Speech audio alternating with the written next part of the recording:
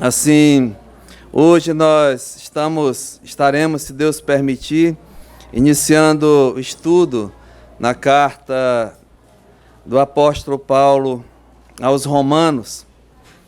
Então eu gostaria, assim, antes mesmo de fazer uma leitura, fazer uma consideração assim aos irmãos.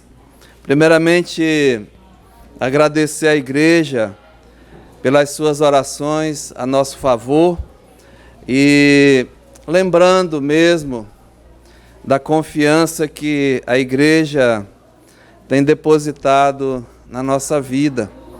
Eu lembro que era muito mais fácil para nós sentar ali no banco e escutar, o nosso amado pastor Fred, o fundador da igreja, anos e anos, nos ensinando, nos exortando através da palavra de Deus. E no mês de julho do ano de 2009, nós tivemos assim a escolha pela igreja e na pessoa dele, a responsabilidade de pastorear esse rebanho do Senhor. E eu lembro bem que ele fez aqui a nossa posse, cheio de temor, cheio de tremor, e ele disse: agora é com você. E eu disse: de forma nenhuma, não é? Eu sou um servo do Senhor, sou um ajudante do Senhor, e não vai mudar nada nessa igreja, nessa obra, porque o Senhor Deus é o nosso patrão. E o Senhor é o servo escolhido e eu sou o servo do servo, né? E nós assim continuamos, mas já nos finais, nos últimos meses, nos últimos dias, ele dizia sempre, estudando Gálatas e pela parte da manhã, e 1 Coríntios nas terças-feiras, o Herbert vai continuar, Eu sentava ali onde o Fred sempre fica, gelava, né? Toda a minha coluna. Eu gelava com aquelas palavras. Eu continuar, e me dava temor realmente e tremor. Mas o pastor partiu, Deus o levou, e nós assim assumimos o compromisso com a igreja de honrar a confiança em que foi depositada em nossa pessoa e de continuar a levar adiante o trabalho do Senhor. Às vezes é muito fácil, quando alguém passa o comando, você começar tudo novo, né? Iniciar um livro novo, algo que você vai começar, colocar a sua marca. Mas o contrário assim aconteceu no meu coração. Eu não me sentia capaz, não me sentia mesmo de nenhum modo capacitado, até para continuar estudos que a igreja vinha assim caminhando, né? Levando. E naqueles dias eu orava ao Senhor pedindo mesmo direção, e o Senhor falou comigo. E na primeira reunião com a mesa administrativa da igreja, era o comando, né? E eu lembro que os irmãos que estão aqui, eu li, o Senhor me deu em Apocalipse, no capítulo 2, Apocalipse capítulo 2, e o versículo 18, Apocalipse capítulo 2 e o versículo 18, diz assim a palavra do Senhor: ao anjo da igreja em Tiatira, escreve. Aqui o apóstolo Paulo, aliás, o apóstolo João, ele recebeu diretamente de Jesus Cristo a revelação. E quando ele fala ao anjo da igreja, aqui é ao pastor, ao líder, aquele que estava mesmo na direção do trabalho da igreja ali em Tiatira. Estas coisas, veja, diz o Filho de Deus, Aí meu coração começou a acalmar, né? Diz o Filho de Deus, é Ele que está te dizendo, que tem os olhos como chama de fogo e os pés semelhantes ao bronze polido. E veja o versículo 19. Ele diz, eu conheço. Jesus, Ele te conhece. Jesus, Ele me conhece. E Ele diz aqui, eu conheço as tuas obras. Não só está falando ao líder, ao anjo, né, ao pastor, mas também à igreja. Irmãos, está um pouco quente realmente. Nós baixamos a temperatura aí para o máximo, porque um ar nosso aí, ele falhou hoje pela manhã. E realmente os dias são quentes. Se Deus permitir, amanhã logo eu vou chamar o homem para ver o que aconteceu e aproveitar também, fazer uma limpeza, né? Mas ele diz assim, olha, eu conheço as tuas obras, eu conheço o teu coração, eu conheço a tua fé e o teu serviço e a tua perseverança. E as tuas últimas obras são mais numerosas do que as primeiras. É a história dessa igreja. E eu acredito que deve ser a história de cada um membro dessa igreja. Deus conhece, né? E Ele conhece mesmo as nossas obras, Ele conhece o nosso amor, Ele conhece a nossa fé e o serviço que tem sido feito a Ele. E a perseverança, são anos e anos perseverando, né? E Ele diz, olha, e as tuas obras são mais numerosas do que as primeiras. Verdade, né? Essa igreja começou numa pequena garagem e as suas últimas obras são realmente maiores, até mais numerosas do que quando iniciou. Hoje nós estamos em 3 locais, em 3 congregações em Manaus. Já estamos ali em São Gonçalo do Amarantes, iniciando também já um trabalho para o Senhor. Nesses últimos anos, o trabalho tem crescido para o Senhor. Pastores, missionários, obreiros têm mesmo sido espalhados até pelo mundo. É tudo verdade, não é? É essa a nossa história. Mas ele diz aqui, verso 20, tenho, porém, contra ti o tolerares. E aí o Senhor descreve um perigo muito grande, não é? Que essa igreja que ele conhecia, que ele sabia de todo o seu amor, o seu trabalho, a sua obra, mas tinha algo contra ela, que eles estavam tolerando. E aqui ele diz, uma mulher chamada Jezabel, que a si mesmo se declara uma profetisa, uma falsa, né? um falso mestre, um falso professor, um falso pastor, o que seja.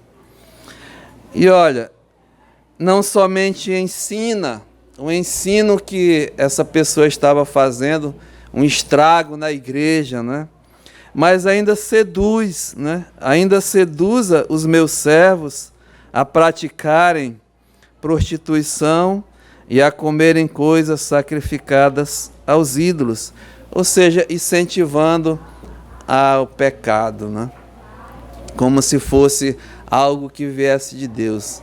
Se autodenomina, ensina, profetiza.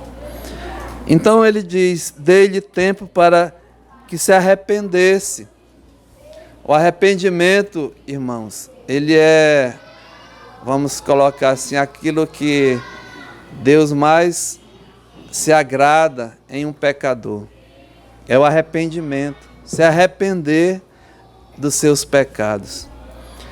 E ele continua, ela todavia não quer arrepender-se da sua prostituição. Uma acusação muito séria, né? A Bíblia diz que a vontade de Deus é que nenhum homem pereça, mas que todos cheguem ao arrependimento. E também aqueles que foi dado à luz da revelação do Evangelho da sua palavra, também se arrependam ao Senhor. Volte mesmo ao Senhor, porque Ele é rico em perdoar. Ele mesmo é que nos perdoa, que nos guarda. Mas essa aqui não queria, né? Diz aqui a palavra de Deus. E eis que a prostro de cama. Sabe, amados, o incrédulo que está mesmo vivendo a sua vida deliberadamente em pecado, deliberadamente contra mesmo as coisas de Deus, não quer saber, alheio, ele já está mesmo na perdição, que continue. Mas é um perigo muito grande alguém que foi lhe dado o privilégio de se Deus revelar a essa pessoa, salvar, dizer que é crente, mas continuar em pecado. Vai sofrer as consequências. Há pessoas que não estão entendendo, porque a minha vida está nessa situação, né? Porque eu estou sofrendo, padecendo, dizendo que é crente, né? Nada dá certo no trabalho, na família, na própria vida. Não dá nada certo. A pessoa se acidenta, carro bate, nada funciona, né? Será que não está percebendo que Deus está falando? E aqui diz, olha, ele diz, eis que a prostro de cama, bem como em grande tribulação os que com ela adulteram, caso não se arrependa das obras que ela incita, que pratica, né? Matarei os seus filhos e todas as igrejas conhecerão que eu sou aquele que sonda mente e corações, e vos darei a cada um segundo as vossas obras. Digo todavia a vós outros demais de Tiatira, e a quantos não têm essa doutrina, e que não conheceram, como eles dizem, as coisas profundas de Satanás, outra carga não jogarei sobre vós. Então, Deus conhece, Deus te conhece, mas Ele tinha contra essa igreja, né, essa situação. E em relação à nossa igreja, eu disse para os líderes, né, nós vamos combater essas coisas aqui, é um compromisso com o Senhor, né, não deixar, preservar. E é o que Deus está pedindo. Veja o verso 25.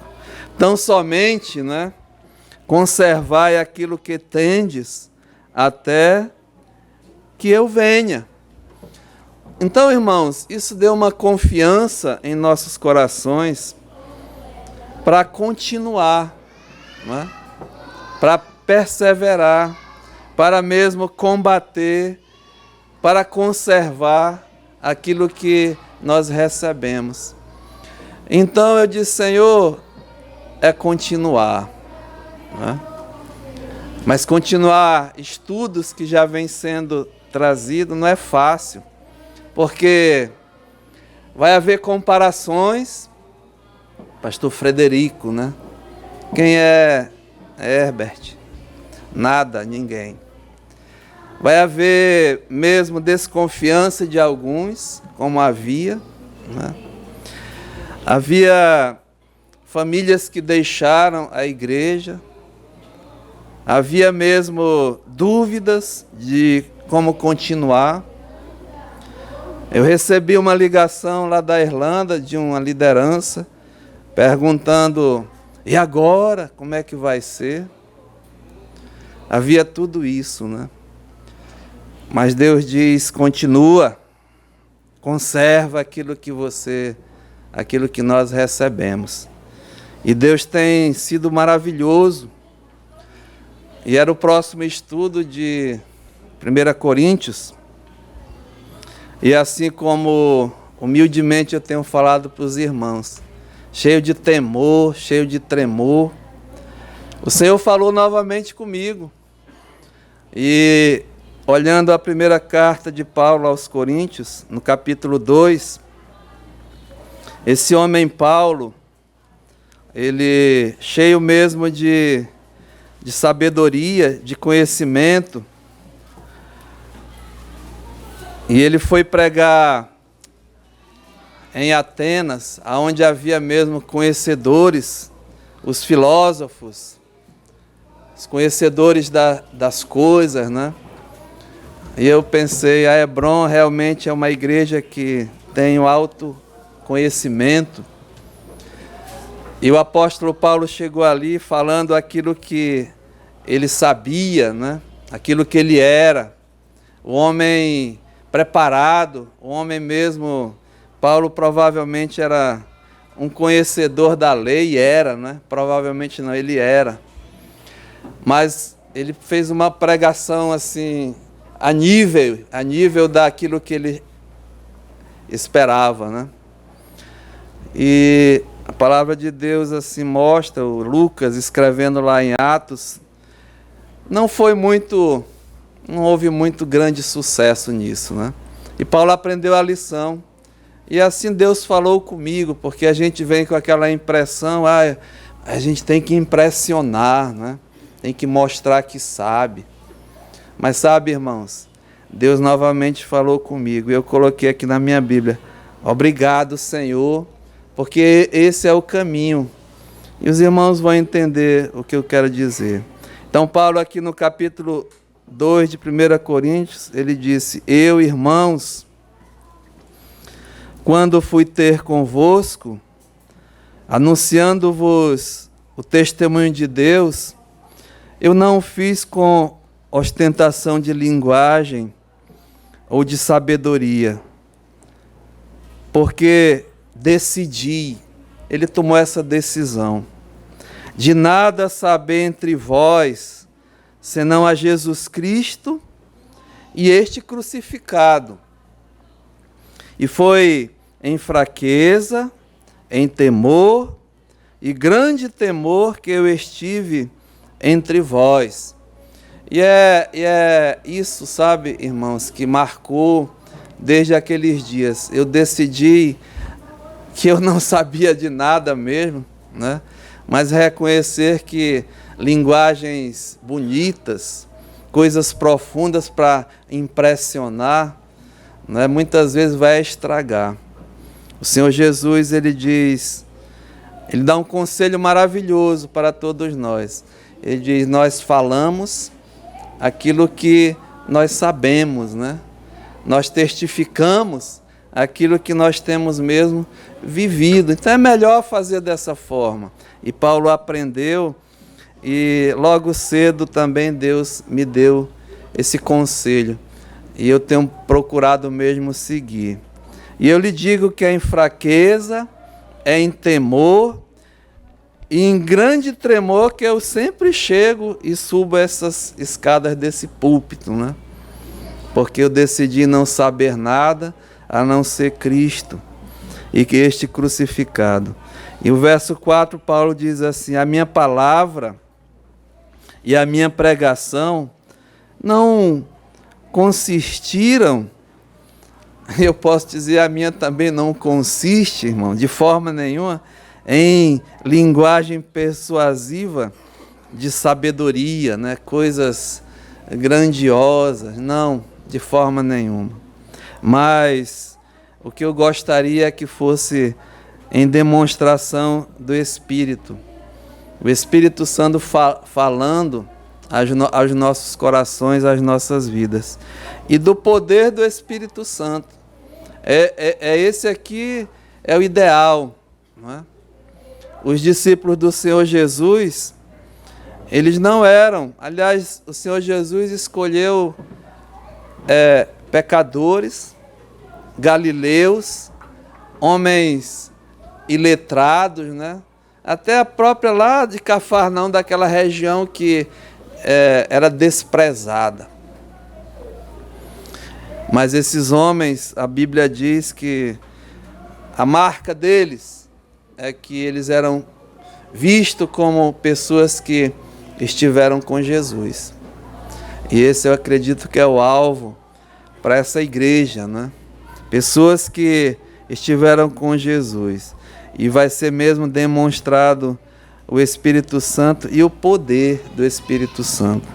Para que, veja, a vossa fé, e aqui, irmãos, é o nosso alvo, a vossa fé, a minha fé, a nossa, aquela que nós recebemos, né? Para que a vossa fé não se apoiasse em sabedoria humana.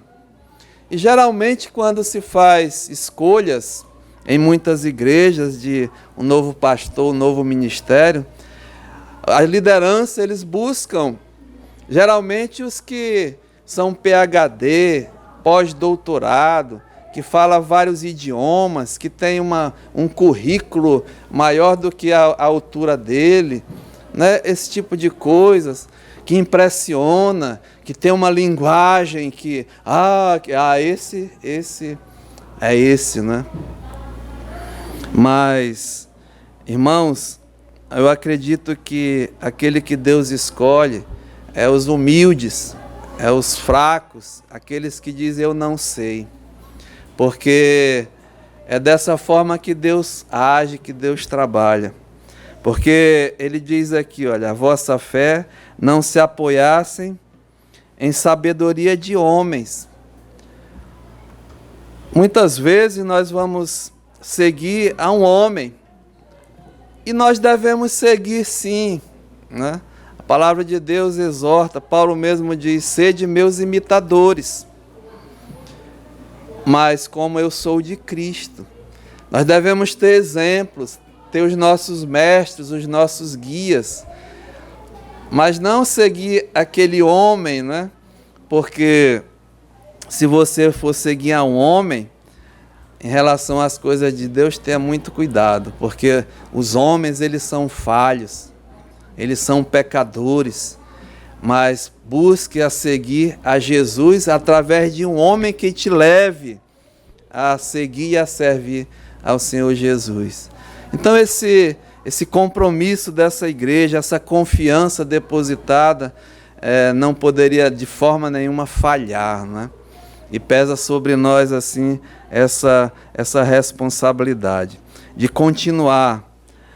E dessa forma, irmãos, depois de 4 anos e 6 meses, mais ou menos, pela graça de Deus, nós conseguimos assim concluir os estudos na carta de Gálatas, né? E pela primeira vez depois desse tempo, nós temos a oportunidade de iniciar um novo livro. E com esse mesmo pensamento de fortalecer a fé dos irmãos, a fé da igreja, olhando tudo que foi deixado assim para nós, esse compromisso, a continuidade, algo que é muito combatido, irmãos, até no nosso país, o mundo combate. Você tem que fazer coisas novas, né? Tem que implantar procedimentos novos. Quando se muda, geralmente no Brasil, uma empresa compra outra e tal, a primeira coisa que coloca é uma faixa assim, né? Sob nova direção, demonstrando que vai haver uma... né? E muitas igrejas fazem isso também, sob nova direção. E desprezam, esquecem aqueles que com lágrimas, com vida, com suor, com choro, começaram um trabalho, né? E honrar a Deus, honrar essas pessoas, nós temos que ter uma palavrinha chamada gratidão no coração, né? Zelar pela confiança que foi depositada em nós e por nós, né? Aquele que está na liderança. E não é mesmo feio dizer que eu sou um seguidor, eu sou um imitador, Procuro fazer aquilo que meu mestre mesmo ensinou. Não procuro fazer nada assim da minha cabeça, mas olhando aquilo que foi feito, né? E tentando, de alguma forma, imitar e melhorar. Não estou preocupado com o que estão fazendo por aí, no sentido de igreja, né? Mas muito preocupado com o que está acontecendo aqui. É esse o ministério que eu recebi. E eu lembro bem que na passagem do bastão, podemos dizer assim, ele deu um conselho e deixou, e eu quero relembrar para os irmãos também. 1 Timóteo, capítulo 4, e o versículo 16, 1 Timóteo, capítulo 4, e o versículo 16, foi um domingo também pela manhã, se alguém está lembrado, no dia 26 de julho de 2009. São esses dias, né, irmãos, que são importantes até na nossa vida da igreja. Ele disse assim: olha, meu filho na fé, né? Vou deixar isso aqui para você. Tem cuidado de ti mesmo e da doutrina, e continua nesses deveres, porque fazendo assim, salvarás tanto a ti mesmo, como aos teus ouvintes. Veja a palavra, né? Continua. Continua. Fazendo o quê? Primeiramente, tendo cuidado de ti mesmo. Então, irmãos, é para você e para mim também. Os anos passaram e cada dia nós devemos ter cuidado primeiramente com a nossa pessoa. É um cuidado pessoal. O apóstolo Paulo, ele está deixando isso aqui ao jovem Timóteo, o homem que ia sucedê-lo em muitas igrejas, não só Timóteo, como Tito, como Filemon, e todos aqueles homens que ele estava forjando e preparando. Eles têm cuidado de ti mesmo. Torna-te um padrão dos fiéis. É o que está escrito aqui, olha, verso 12. Ninguém despreze a tua mocidade. Pelo contrário, torna-te um padrão dos fiéis. E ele diz como, né, fazer isso. Na palavra. Seja mesmo um homem de palavra. A que tua palavra seja sim, sim, não, não. Embora que você vai desagradar a muitos, né? Não vai ser como nós gostaríamos que fosse, mas nós temos que ter a palavra da verdade. Torna-te padrão na palavra, no procedimento, como você vai proceder a tua vida, né? Um procedimento mesmo de integridade, de sinceridade, de honestidade com todos. Torna-te padrão no amor, amar aos irmãos, ter carinho, ter consideração, cada um, né, como especial, não pelas posses, não pela posição, mas como irmãos amados que outrora eram mesmo escravos de Satanás e hoje são salvos em Jesus Cristo. Amar a cada um. Ser padrão na fé. A fé que uma vez por todas foi entregue aos santos, né? E nós devemos não só ser padrão na fé, mas guardar, combater, né? Viver essa fé que nós assim proclamamos ao mundo. Na nossa vida, no nosso procedimento, na pureza, na santidade. Sabe, irmãos, é isso que o servo de Deus tem que fazer. O homem de Deus, né? E muitos aqui me conhecem dessa igreja, porque me conhecem como pastor, de chegar aqui, né, tal, enfim, me conhece do domingo, da terça, do culto de oração. Mas fora daqui, no mundo onde você está, aonde eu estou. Como é que é? Como o mundo te vê? Como o mundo te conhece? Como você é visto por alguém que não tinha nenhum conhecimento seu, né? E nós temos essas oportunidades. E eu quero falar aqui, irmãos, é para a honra e glória de Deus. Que hoje nessa manhã tem um homem aqui nos visitando, que ele me conhece, é de fora daqui, né? De caminhar. E na quinta-feira, a gente caminhando juntos, ele me disse: pastor, eu lhe admiro muito, porque eu vejo no Senhor um exemplo de vida. Alguém que deixou tudo para servir. E aquilo, assim, me encheu de alegria, porque é isso que Deus requer de nós. Me tem dado presentes. É um amigo, um maravilhoso amigo, né? E hoje ele está aqui. Ele disse que queria ouvir a palavra de Deus. Cuidado de ti mesmo. Não precisa, irmãos, estar numa igreja, né? Mas nós precisamos de estar na igreja, sim. É um local de comunhão. Mas Paulo diz, olha, tem cuidado de ti mesmo. Primeiramente, um cuidado pessoal. Eu tenho tratado com a igreja, com os irmãos, que nós devemos ser padrão, principalmente liderança, professores de escola dominical, daqueles que... Onde nós estejamos, irmãos. Se eu sou realmente um crente, um filho de Deus, eu tenho que demonstrar isso, né? Para as pessoas.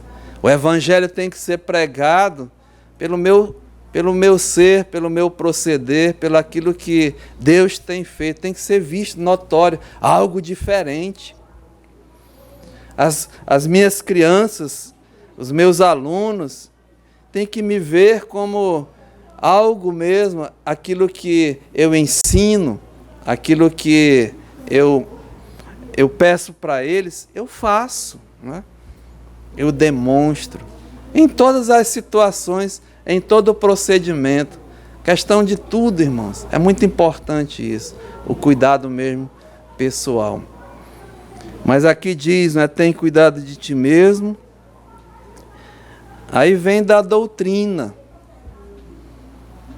porque a doutrina, que é o conjunto da nossa fé, aquilo que nós recebemos, aquilo que nós acreditamos, aquilo que nós vivemos, só vai ter verdadeiramente força nas nossas vidas pelaquilo que eu sou, pelaquilo que as pessoas estão vendo. Eu não posso ser como os fariseus, né? Que tinha conhecimento da palavra, conhecimento da doutrina, sabia mesmo todas as coisas, pregavam, mas eles não viviam aquilo que eles pregavam. E isso é fundamental na vida de cada um de nós, né? A fé. Então, ter cuidado de ti mesmo e da doutrina. E vem essa palavrinha, né? Continua nesses deveres. É o alvo, né? Para nós, para a igreja, para as nossas vidas, quando nós recebemos o trabalho. Continua nesses deveres. Porque fazendo assim, dessa forma, né? Está aqui uma promessa do Senhor Deus. Ele diz, salvarás primeiro a ti, né? A ti mesmo e aos teus ouvintes, aqueles que te ouvem.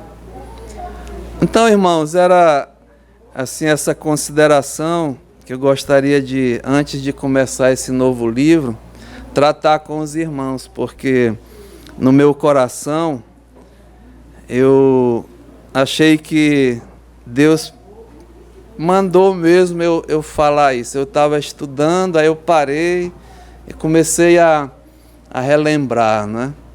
porque é uma data, assim, é importante, eu acredito, até na vida dessa igreja. Não é por causa do livro, mas é relembrar essas coisas para seguir, para continuar, né? E assim, pensando mesmo, eu estava estudando a carta, olhando a vida de Paulo, ele não foi o fundador dessa igreja lá em Roma. Até escrever essa carta, ele não tinha ido em Roma, não é?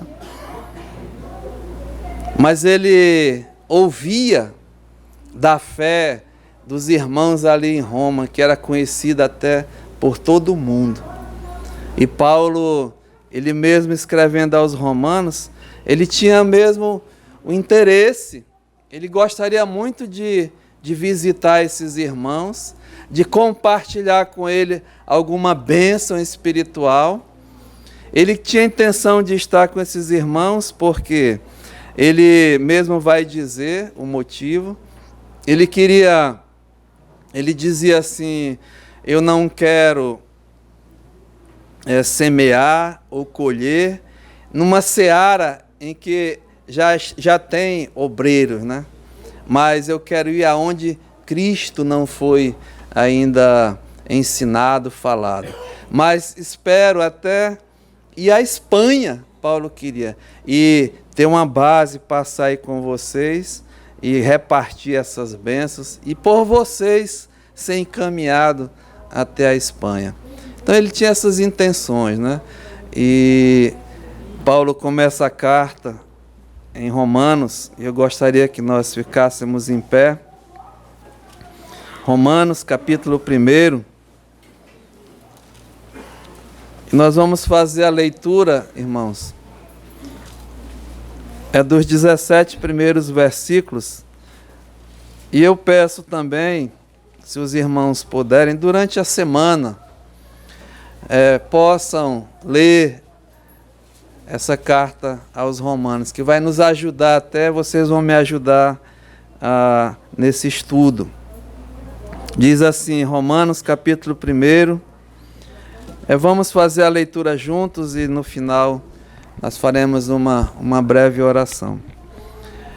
Paulo, servo de Jesus Cristo, chamado para ser apóstolo, separado para o Evangelho de Deus, o qual foi por Deus outrora prometido por intermédio dos seus profetas nas sagradas Escrituras, com respeito a seu Filho, o qual, segundo a carne, veio da descendência de Davi, e foi designado Filho de Deus, com poder, segundo o Espírito de santidade, pela ressurreição dos mortos, a saber, Jesus Cristo, nosso Senhor, por intermédio de quem viemos a receber graça e apostolado por amor do seu nome, para a obediência por fé entre todos os gentios, de cujo número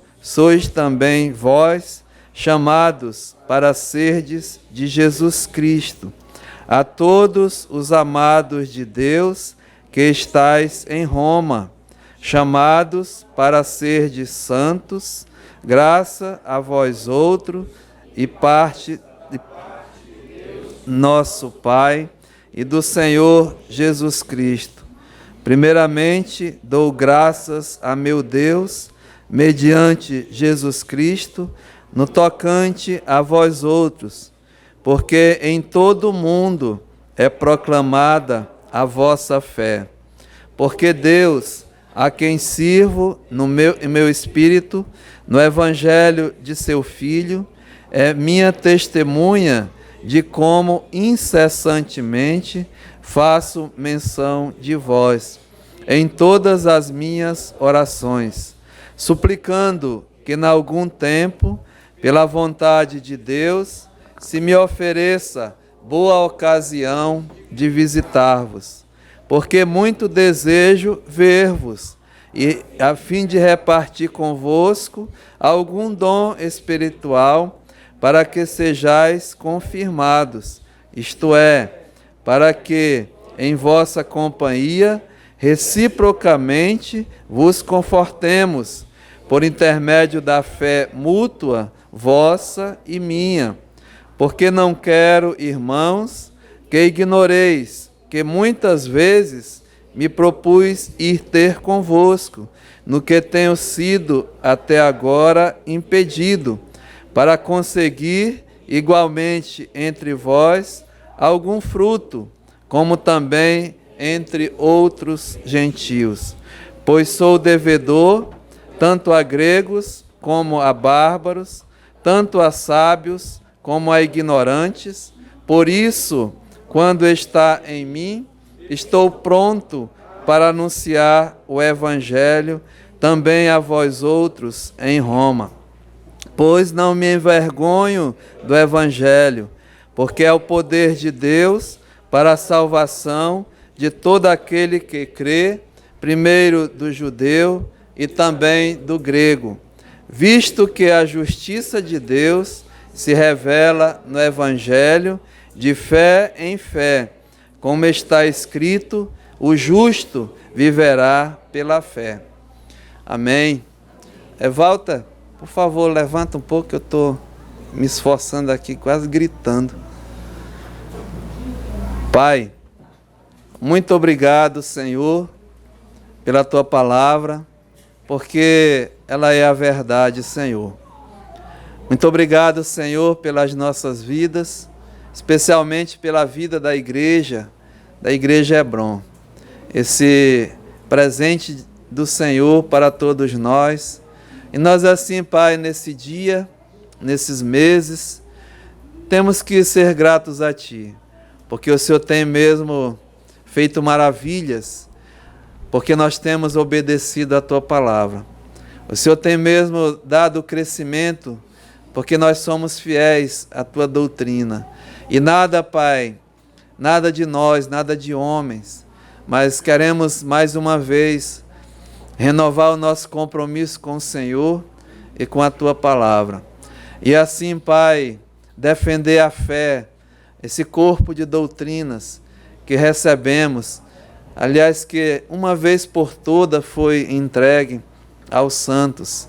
Combater, conservar, perseverar naquilo que nós recebemos, na doutrina dos santos apóstolos, no partir do pão, na comunhão e também nas orações. Muito obrigado por esse legado que nós recebemos.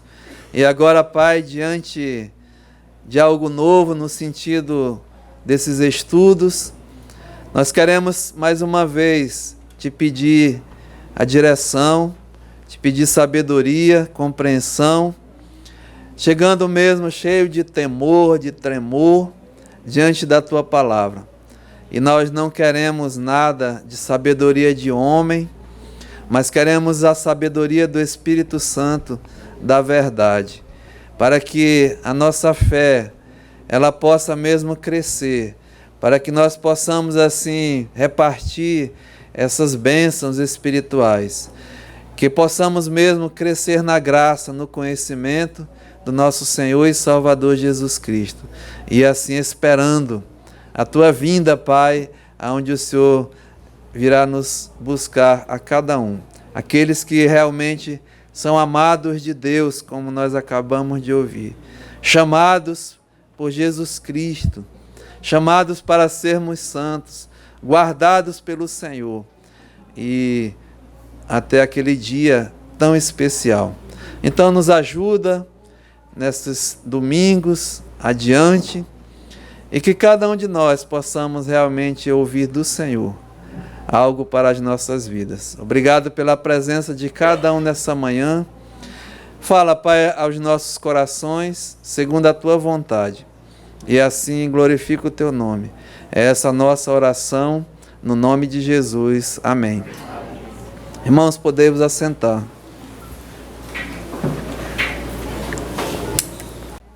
Quando nós fazemos seminário, nós estudamos, né, tudo sobre a carta, tudo mesmo sobre um livro, datas, como foi, o contexto, os dados, ficamos até experts, né, sobre isso. Mas muitas vezes esquecemos de estudar o conteúdo da carta, né? E, irmãos, nós não vamos aqui dar dados, essas coisas, né? Porque o nosso interesse, e assim como Paulo, era mesmo fortalecer a fé da igreja, a fé daqueles irmãos. Mas assim nós temos por obrigação falar alguma coisa, né? O apóstolo Paulo, ele não conhecia pessoalmente essa igreja, mas como nós lemos, ele ouviu da fé desses amados irmãos, que era conhecida no mundo inteiro, né? A fé dos irmãos ali em Roma. Então essa carta, Paulo tinha a intenção, como nós lemos aqui, há muito conhecê-los pessoalmente, visitar, trocar mesmo bênçãos espirituais. E ela foi escrita entre o ano de 56 a 59, né? Há algumas datas, mas é por aí, né? Os historiadores falam. E foi escrita na cidade de Corinto. Paulo estava fazendo levantando uma oferta das igrejas e levar para a igreja, para os pobres ali em Jerusalém. Paulo tinha essa visão, né, do ministério, de ajudar, de compartilhar, até como a nossa irmã estava mencionando hoje, né, ajudar aquelas igrejas que não têm assim necessidade, né? Aliás, tem necessidade, necessidades que Deus supre, a obra do Senhor, e muitas vezes nós não sabemos, mas Deus envia alguém para contar, não é? E a nossa igreja aqui, por questão também de ensino, não é? O pastor Fred, ele dizia assim, nós não proibimos alguém de contribuir, não é, individualmente a missões, a pessoas, não, né? Mas aqueles que também gostariam, confia em nós. Nós temos uma obra grande missionária e nós sabemos das necessidades. E pode ter certeza, amados irmãos, que vai chegar, né? Nós temos ali um local, chamamos a Boca do Patoá, né? Então alguém vai lá, pode depositar sua oferta que a igreja distribui, né? Mensalmente. O tesoureiro pode dizer aí quanto vai para as missões, para os missionários, né? Sobre essas ofertas. E nós ajudamos também individualmente, né? Então, Paulo tinha essa visão. E ele estava ali em Corinto e escreveu essa carta. E confiou à irmã Febe a entregar essa carta. Lá no capítulo 16, ele diz ali, encaminhou Febe, e essa irmã assim levou essa carta ali aos irmãos em Roma. E imagina, né, a expectativa, chegou uma carta. A igreja, ela provavelmente, né, era iniciando, tinha os livros, mas somente o Velho Testamento, e nós não sabemos, nem vamos entrar nisso, mas chegou uma carta de Paulo, né? Vamos com interesse, vamos ler, vamos, né, ver o que esse homem, ele já era conhecido, o apóstolo Paulo. E é com esse princípio, irmãos, com esse interesse da igreja, que nós vamos, assim, estudar essa carta, né? E esses primeiros 17 versículos que nós, assim, lemos, como se fosse um esboço, né? Vocês vão encontrar nas suas Bíblias, em livros, tem grandes coisas, né? Assim, de Romanos é considerada pela igreja a maior em termos de doutrina, de ensino, é uma pérola, né? Algo precioso. Comentaristas, Martim Lutero, vários, né? E só para mencionar essas coisas, mas para nós hoje também é de grande importância. Mas aqui o apóstolo Paulo, ele se identifica, né? A identificação do autor dessa carta. E está do versículo 1 até o versículo 6. É a identificação de Paulo. Ele começa logo dizendo, olha, Paulo, né? Sou eu, Paulo. E aqui ele diz, olha, quem ele é, né? A missão dele e a mensagem dele.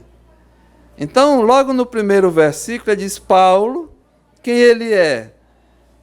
Ele é um servo de Jesus Cristo, ou seja, esse homem é um subordinado, ele é um escravo. Ele tem um mestre. Então Paulo ele diz assim, eu sou Paulo, mas o meu mestre é Jesus, né? Está aqui, eu sou um servo, eu sou um escravo, eu sou um subordinado de Jesus. Apresenta logo o seu mestre. Eu sou Paulo, mas eu vou em nome de Jesus, né?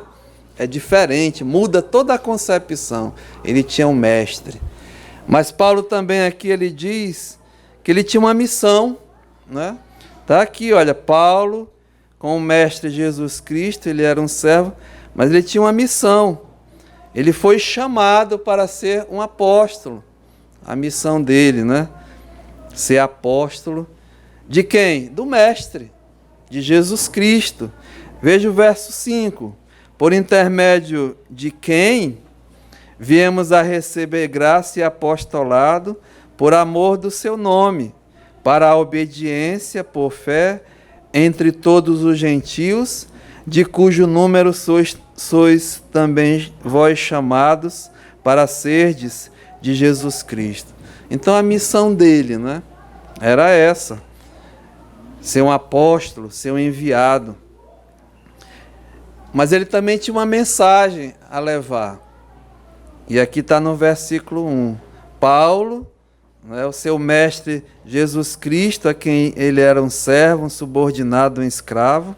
A missão dele, ele era chamado para ser apóstolo. E ele tinha uma mensagem, olha, separado, né, para o Evangelho de Deus. A mensagem de Paulo, irmãos, é a mensagem do Evangelho de Deus. Por que é uma mensagem? Porque o que é o Evangelho? São as boas novas de Deus, né?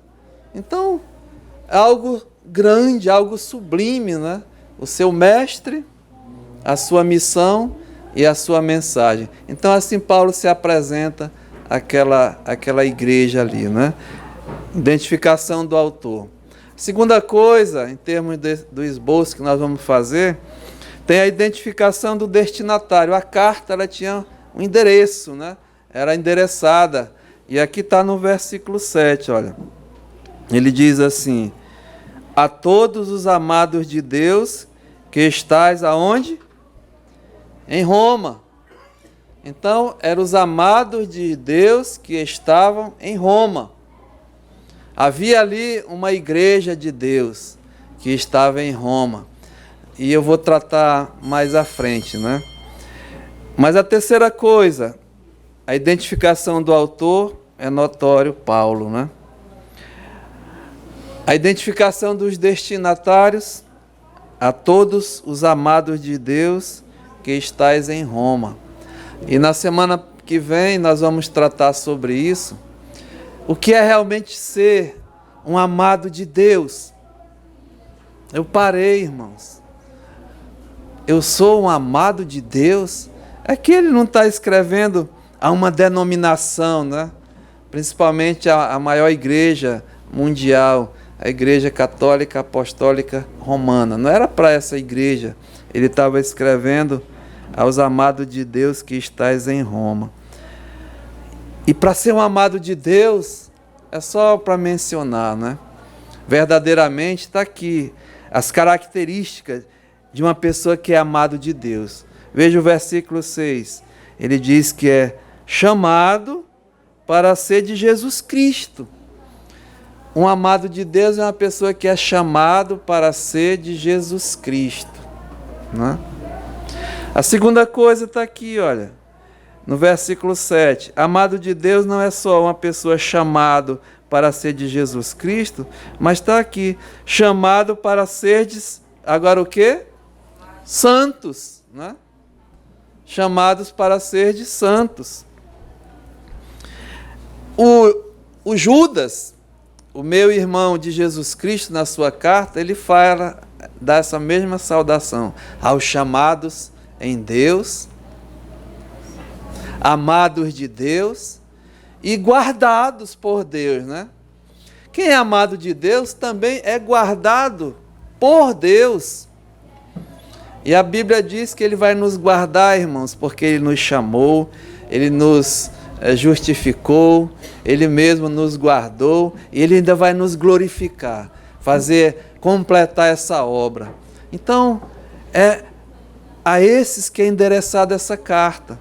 Por isso que ela é uma carta mundial, não é? Aqui não está dizendo a igreja presbiteriana, a igreja católica romana, a batista, a pentecostal, a Hebron, não, mas ele está identificando como amados de Deus.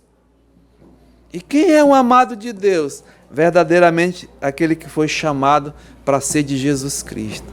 Chamado mesmo para ser santo. Não tenha medo dessa palavra que nós vamos tratar.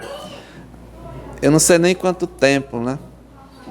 Mas guardados por Deus, preparados, muita coisa. Então, identificação do autor, identificação do destinatário, a intenção de Paulo para esses amados irmãos, está do verso 8 até o verso 15, né? Paulo diz aqui o motivo porque ele escreveu essa carta. E já bateu a campa, né? Mas rapidamente, ele diz, olha, primeiramente dou graças ao meu Deus mediante a Jesus Cristo no tocante a vós outros, porque em todo o mundo é proclamada a vossa fé. Paulo tinha interesse na fé, né?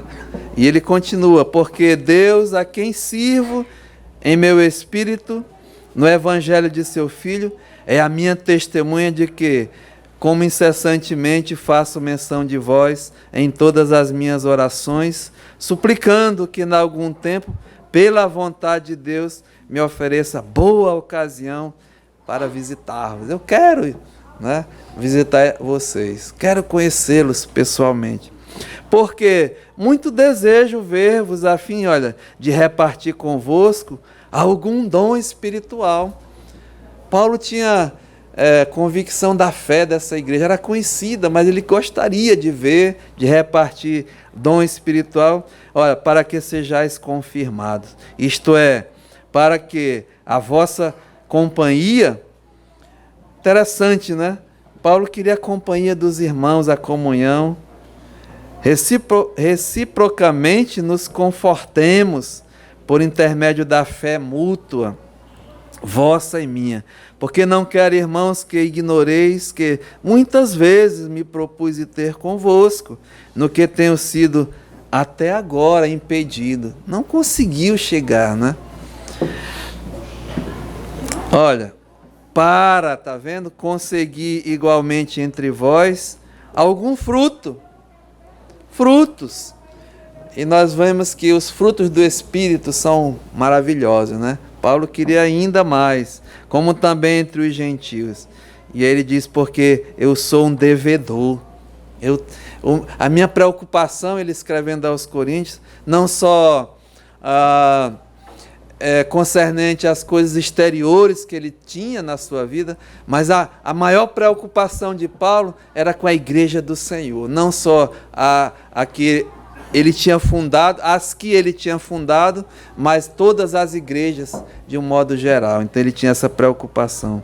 Pois sou devedor tanto a gregos como a bárbaros, tanto a sábios como a ignorantes. Por isso eu estou pronto, né? Por isso quanto está em mim, estou pronto para anunciar o evangelho também a vós outros em Roma. Ele tinha essa intenção de visitar, de compartilhar, né? E especialmente essa carta ele acaba dando uma instrução, né? Doutrina a essa igreja para fortalecer a fé.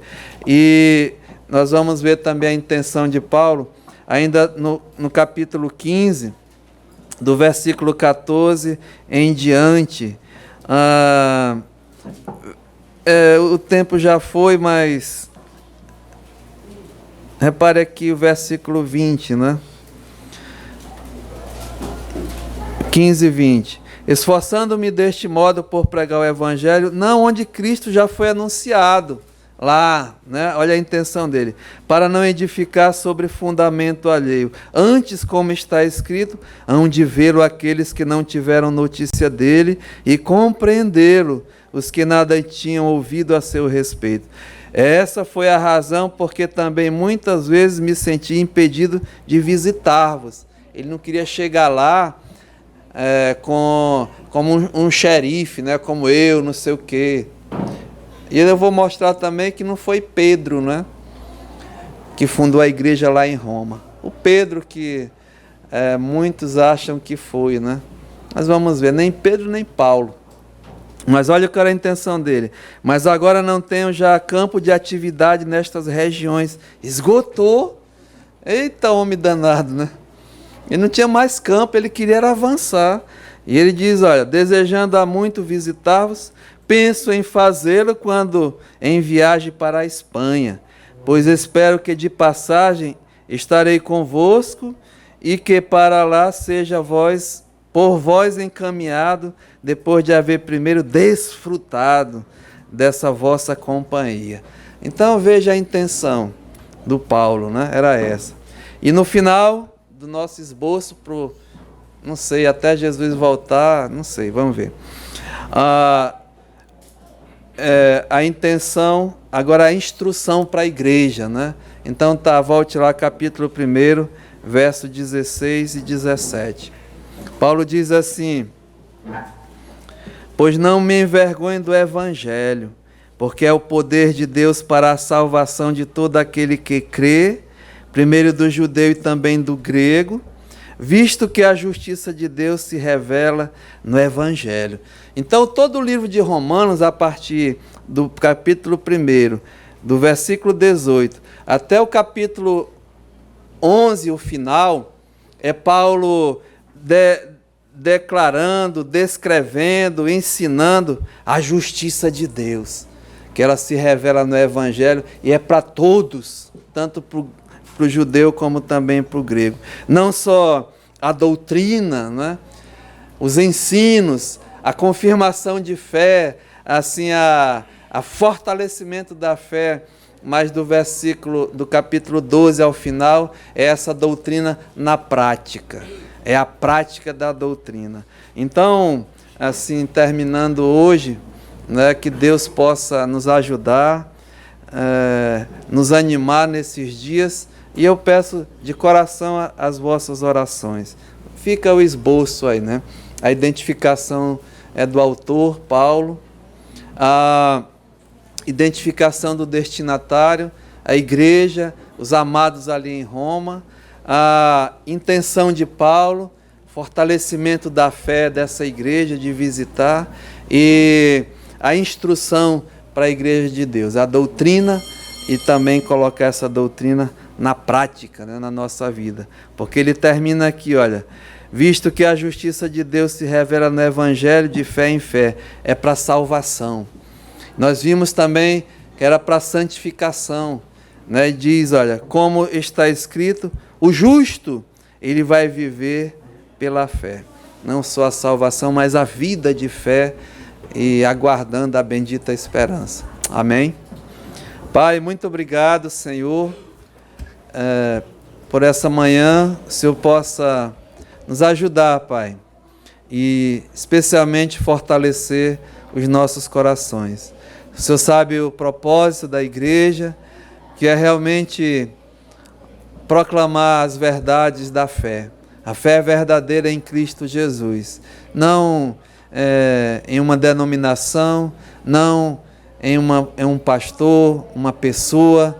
Não, Pai, mas a fé verdadeira é em Cristo Jesus. E é nele que nós depositamos toda a nossa confiança e também a nossa esperança.